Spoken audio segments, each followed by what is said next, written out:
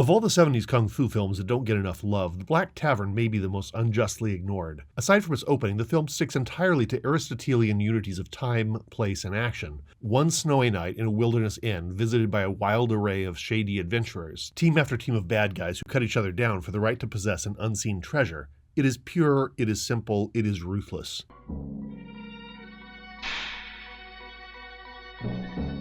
We start out when a feckless wandering minstrel announces to everybody in a restaurant that a foolish rich official is on his way to the Black Tavern with a chest full of treasure. Various thugs take note, and sure enough, within minutes a couple of highway bandits attack the official's cart, in which he's traveling with his pretty daughter and an attendant. They're saved by this roaming knight who has just been in the restaurant. Could this be subterfuge? Could we trust this guy? Obviously not, and Shaw Brothers fans will already know that something is afoot because the feckless official Hai Gong Feng is played by uber-villain Ku Feng, one of my absolute favorite actors. True, his winter duds make him look a little bit like Santa Claus, but we know he'll have some tricks up his sleeve. The family and their new protector head to an inn which is also clearly not what it seems. The innkeeper's wife displays kung fu skills, and the owners are eager to connect with a skilled bandit, the Iron Arm Liu Tong, for an ambush, and the kitchen staff cavalierly carve up human body parts for ground meat. More about that later. When he arrives, Hai Gong Feng is clearly not the pushover that they had expected, nor are his fly girls, nor the seemingly virtuous knight who protects them. But there's hardly time to think about that. Before long, they're all facing off with hopping zombies and more bizarre evil teams than that.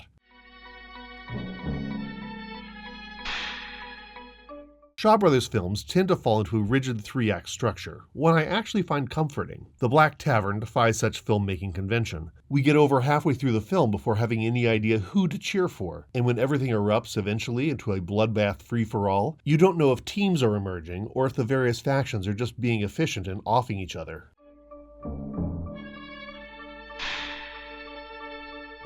We get the cannibal innkeepers, the bandit Iron Arm, a whip-wielding Hai Gong Feng with his two female students, one of whom takes a shine to a mysterious wandering knight, the annoying singing beggar monk, a pale zombie master with his troop of undead slaves, a brash lout with a Russian hat, a trio of barbarians calling themselves the Three-Headed Snake, two hapless highway bandits from the opening who just do not know when to call it quits, some random guy who helps out Three-Headed Snake with his boss who's a non-verbal clod in a Viking helmet, a second Mr. Hai Gong Feng with his own team of security escorts, Shih Tzu as a mysterious woman who keeps to herself and may just be a gal in the wrong place at the wrong time. I've sometimes seen Black Tavern compared to Tarantino's Hateful Eight because of its snowy setting in a remote inn and the pileup of disreputable characters. I can see a resemblance, but A, this movie is awesome and entertaining, whereas Hateful Eight was just depressing, and B, this actually does build towards a resolution. In one final shot, one of the villains realizes that she has opened the door to tonight's fateful slaughter with one bad judgment call, and you can see it on her face as she heads towards execution.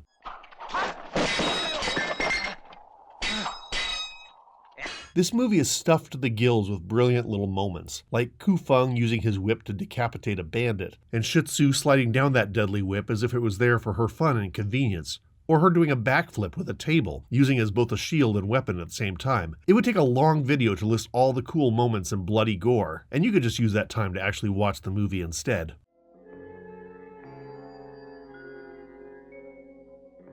A little cultural knowledge is needed going into this. The hopping zombies or vampires, called jiangshi in Chinese, are hilarious and baffling to a Western viewer, especially when a character decides to test if indeed they are really undead. Hong Kong film fans probably associate the jiangshi with the Mr. Vampire films of the 1980s, which took advantage of the goofiness of hopping around for horror comedies. The hopping has to do with rigor mortis setting in on the victim's joints, which looks ridiculous, but it's actually kind of chilling to think about. The jiangshi master scene here calls to mind the original Haitian zombies, who were enslaved people left for dead and kept docile with a constant diet of substances or magic. The inn setting also draws up many comparisons for Asian film fans. I won't rehash the many action films in similar inns, except to say that it's a well-worn trope that, for me, never gets old. But I do want to say a word or two about the casual cannibalism. At the beginning, the cook emerges from the basement with a somewhat hilarious severed leg, which he begins grinding up for dumplings. The waiter warns him that they won't have enough customers today to warrant fresh baozi. Which, of course, becomes laughable as the inn becomes incredibly busy that night, with at least 30 orders for meat buns. The singing monk devours at least a dozen while suspiciously watching the jiangshi, who, like vampires, are traditionally cannibalistic. And this is also ironic, as we know that the monk, who ought to be vegetarian, is devouring that severed leg. Okay, given the props used, it's possible that he's actually eating meatless mantou instead, but baozi is what he ordered upon his arrival at the inn. Also, mantou are literally monks' heads, so the cannibal imagery remains, even as a metaphor.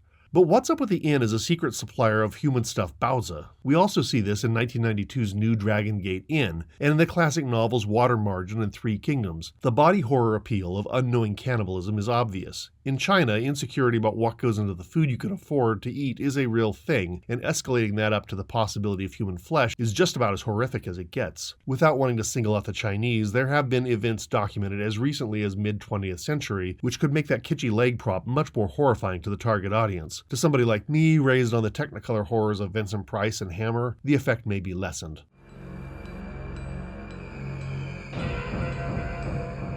A quick aside about the Black Tavern's director, Teddy Yip. Black Tavern is not a conventional wuxia film, so it's not surprising that Yip went on to be successful in other genres afterwards. But I actually know him best as a cameo, Chow Yun-fat's final job in The Killer.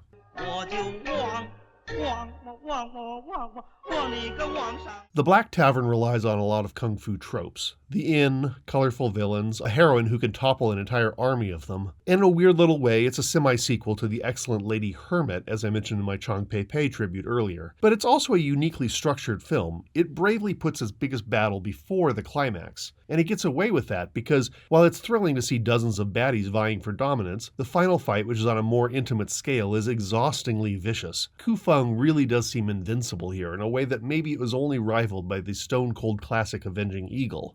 By and large, the Shaw Brothers action films put forth a vision of the world where evil persists but good will eventually prevail. And that's true here too. We eventually learn that this entire debacle was a trick played by an incorruptible minister and his agents to draw out and slaughter a lot of bad elements. As with my recently reviewed Where Eagles Dare, the mission was not actually the mission here, but the saturation of evil men in the world here defies Mencius. 人皆有不忍忍之心.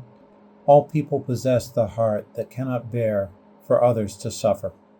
And while the movie is satisfied with justice being done, it makes me yearn for a world in which retribution is not the answer, but redemption is. That's the world I live in.